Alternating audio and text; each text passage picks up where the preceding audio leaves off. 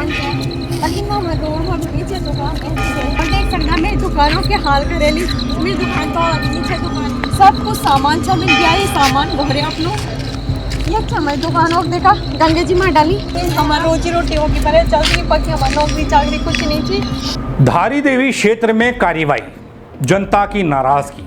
दोस्तों, धारी देवी मंदिर परिसर में रात में प्रशासन की अचानक और एक विवादित कार्रवाई ने लोगों के बीच में गहरी चिंता को डाल दिया है। लोगों को गहरी चिंता और गुस्से में देखा जा रहा है। बिना किसी पूर्व सूचना के नेशनल हाईवे से जुड़े संपर्क मार्ग पर स्थित कई दुकानों को जेसीबी से रात के अंधेरे में तोड़ दिया गया। ऐसे में बड़ा सवाल ये कि आखिर यह कार्रवाई रातों रात क्यों हुई? क्या प्रशासन ने स्थानीय लोगों की आवाज़ सुनी या फिर यह कोई सियासी दबाव का हिस्सा है? इस कार्रवाई ने न सिर्फ वहां के दुकानदारों व्यापारियों की आजीविका पर असर डाला है, चोट की है, बल्कि हाल ही में हुई बाढ़ और बारिश के बीच स्थानीय लोगों की मुश्किलों को और बढ़ा दिया है। पूरी खबर के साथ आया हूं दोस्तों।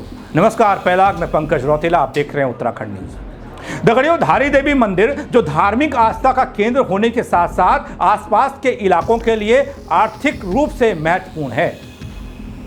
मंदिर क्षेत्र परिसर में प्रशासन ने एक अचानक कार्रवाई की जिस पर अब विवाद हो रहा है। इसे विवादित कार्रवाई कह रहे हैं लोग। नेशनल हाईवे से धारी देवी मंदिर को जोड़ने वाले संपर्क मार्ग पर स्थित कई छोटी छोटी दुकानों को रात के अंधेरे में जेसीबी बुलडोजर से तोड़ दिया गया। इसका एक वीडियो सामने आया है। एक महिला हैं जो गुहार लगा रही हैं, जो तस्वीरों में आप देख रहे हैं। सुनाऊंगा इनकी बात भी आपको आगे चलकर कि ये कह क्या रही, हुआ क्या है। प्रशासन ने इसे अतिक्रमण हटाओ अभियान के तहत बताया है बल, लेकिन इस कार्रवाई ने स्थानीय व्यवसायियों, व्यापारियों और आम जनता के बीच में भारी गुस्सा पैदा किया, असंतोष पैदा हो रहा है। ये वीडियो जो सामने आ रहा है नाराजगी का है, वो आपको दिखाने जा रहा हूँ, थोड़ा समझिएगा। हेलो, मैं पूनम पांडे और मैं ग्राम धारी से और हमारे चमंडी में दुकान है, दुकान है, लेकिन वो मैं रोड में नीचे दुकान है और एसडीएम में पूर्व में जीवन रात 8:30 बजे कहते पुलिस प्रशासन कहते पता ही नहीं लगी कि मैं मुकबर एसडीएम हमारी पूर्व मजी और देख सकता मेरी दुकानों के हाल करेली। मेरी दुकान तो अभी नीचे दुकान है अच्छी मचे। दोस्तों, धारी देवी के आसपास का बाजार सालों से यहाँ के लोगों के लिए रोजगार और रोजी रोटी का जरिया है। छोटे दुकानदार अपने परिवार का सहारा इसी बाजार से जुटाते हैं। ये बाजार धार्मिक यात्रियों के अलावा आसपास के ग्रामीण इलाकों के लिए भी आवश्यक वस्तुओं का मुख्य केंद्र है। दुकानदारों का कहना है, जो ये महिला कह रही हैं, प्रशासन ने न तो कोई पहले सूचना दी, जिसे पूर्व सूचना कहते हैं, कोई नोटिस नहीं दिया, कोई वैकल्पिक व्यवस्था की बात नहीं हुई है। अचानक रात के अंधेरे के वक्त में कार्रवाई को अंजाम दे दिया गया और इनकी आजीविका को सीधे चोट पहुंचाने का काम हुआ। और वे पर छतर चुन्नियाँ छे, सिंगारदान छो, सब कुछ सामान सब मिल गया, ये सामान भरे आप लोग। और प्लीज़ मैं ज़्यादा से ज़्यादा आप लोगों से एक रिक्वेस्ट है, मेरे वीडियो ज़्यादा से ज़्यादा शेयर करें और मैं प्लीज़ मेरे साथ दिया। और ये देख सकते आप, ये सामानों के हाल करियो और बाकी सामान है गंगा जी माँ की पूरी दुकान समेत।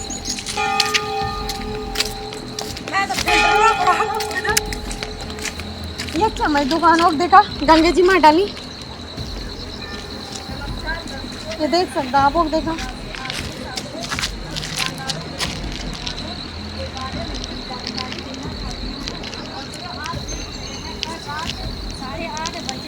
हमारी दुकान समेत पूरी दुकानों पूरा नुकसान करेगी। दोस्तों, इस कार्रवाई के पीछे प्रशासन की मंशा साफ लगती है कि अतिक्रमण हटाना होगा, सड़क मार्ग को बेहतर बनाना होगा ताकि तीर्थ यात्रा और यातायात में कोई चीज़ बाधा ना बने। वैसे किसी प्रशासनिक अधिकारी की कोई बात सामने नहीं आई, ना कोई बाइट आई है, ना कोई बयान आया है। उसका इंतजार मुझे भी है, जैसे ही आएगा आप तक पहुंचाऊंगा, इससे जोड़ के आपको दिखाऊंगा कि प्रशासन क्या कह रहा है इस पूरे मामले पर। लेकिन अभी जो लोग परेशान हैं, जो दुकानदार परेशान हैं, उनकी मंशा और उनकी बात आप तक पहुंचा रहा हूं। हालांकि सवाल यह है कि इतनी संवेदनशील जगह पर और भारी बारिश और बाढ़ जैसे हालात के बीच ये कार्रवाई रातों रात क्यों हो गई? क्या प्रशासन के पास दिन में कार्रवाई करने का कोई विकल्प नहीं था, या फिर प्रशासन को डर था अगर दिन में कार्रवाई की, बुलडोजर लेकर पहुंचे, जेसीबी लेकर पहुंचे तो विरोध होगा? और आज मैं दुकान शाम को दुकान अपनी दुकान खोली तो मैं दुकान पे सामान रखा और मैंने सोचा कि अब नवरात्रि आ रहे हैं तो नवरात्रि के हमने सामान भरे। आज मार्केट जाके हम सामान ले आए। हमने सारा सामान दुकान पे रखा था और हम घर आ गए थे सामान रख के और एसडीएम मैम आई, उन्होंने हमारा टेयर सब नीचे डाल दिया और उसमें ये सामान था पूरा नीचे गंगा में चले गया। आज ही लाई थी वो सामान और उसी पे हमारी रोजी रोटी चलती है। घर गए थे मतलब अभी रोटी समय हो रहा था 8:30 ऐसे ही हो रहा था कुछ, मुझे भी इतना पता नहीं है पर हमें कुछ पता नहीं लगा कि जब हल्ला हुआ गांव के सारे उधर चले गए तो हम भी आए। हमारी दुकान पूरी नीचे गंगा जी में डाल दी, उसमें सामान था।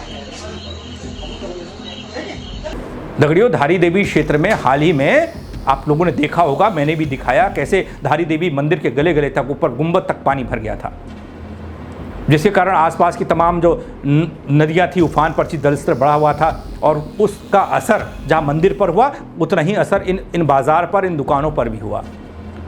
बाढ़ जैसी स्थिति स्थानीय लोगों के लिए मुश्किल को बढ़ा गई। कई लोग तो उससे उबर रहे हैं, पानी भर गया दुकानों में। ऐसे समय में प्रशासन की यह अचानक कार्रवाई स्थानीय लोगों के लिए और भी ज़्यादा कष्टदायक साबित हो सकती है। मुझे लगता है पर्सनल तौर पर, निजी तौर पर भी, कोई भी काम हो रात के अंधेरे की बजाय आप दिन में करिए। आप अगर अवैध तरीके से निर्माण है, अतिक्रमण किया गया है, आप नोटिस दीजिए। भाई अपने दुकान में रखे हुए सामान को तो लोग समेट लेते हैं, लाखों का नहीं होगा, छोटी दुकानें होंगी, हजारों का सामान तो होगा ही। ग्रामीण इलाकों से आए हुए लोग भी इन दुकानों पर निर्भर रहते हैं। दोस्तों, आपदा की स्थिति में ज़रूरी वस्तुएं यहीं से मिलती हैं। प्लीज़ मैं आप लोगों से यही रिक्वेस्ट है, प्लीज़ मैं आप लोगों से एक रिक्वेस्ट है, प्लीज़ मैं ज़्यादा से ज़्यादा वीडियो शेयर करें और ज़्यादा से ज़्यादा साथ दें, क्योंकि हमारी रोजी रोटी होगी पहले चलती है, बाकी हमारी नौकरी चाकरी कुछ नहीं थी और मेरा हस्बैंड भी कुछ जॉब वगैरह नहीं करता। प्लीज़। दुकानदारों ने कहा, महिला ने कहा, जो आपने सुना, नोटिस या पूर्व चेतावनी नहीं दी गई, उसके बगैर दुकानें तोड़ दी गई, जिससे बाजार में अब गुस्सा है। बाजार वालों यानी कि दुकानदारों में गुस्सा है, आसपास के लोगों में भी गुस्सा पनप रहा है। 4 से 5 दुकानों को नुकसान ज़्यादा पहुंचा है, जिससे प्रभावित परिवारों का आर्थिक नुकसान हुआ है। इस पूरी घटना से यह साफ होता है कि प्रशासन और स्थानीय जनता के बीच में संवाद की बेहद कमी है।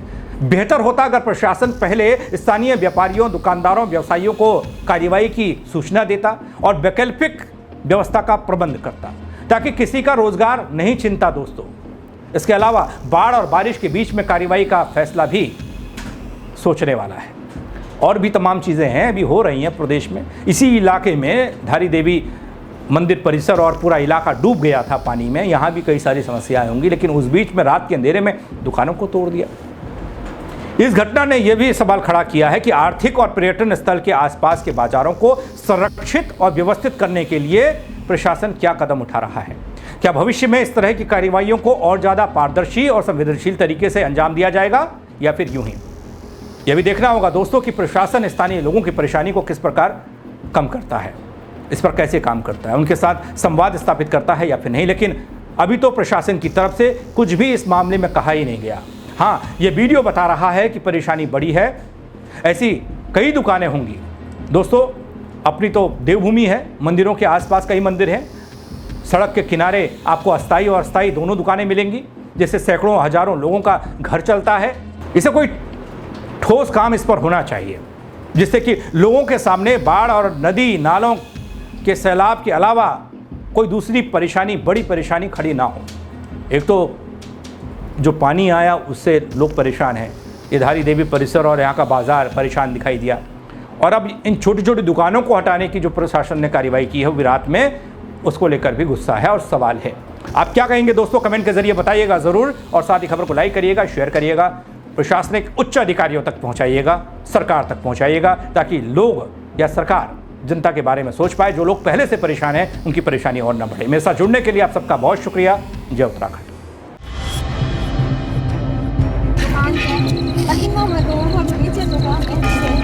मेरी दुकानों के हाल करेली, मेरी दुकान तो नीचे दुकान सब कुछ सामान सब मिल गया। ये सामान भरे आप लोग, अच्छा हमारी दुकान और देखा गंगे जी माँ डाली हमारी रोजी रोटी होगी पहले चलती पकी हमारी नौकरी चाकरी कुछ नहीं थी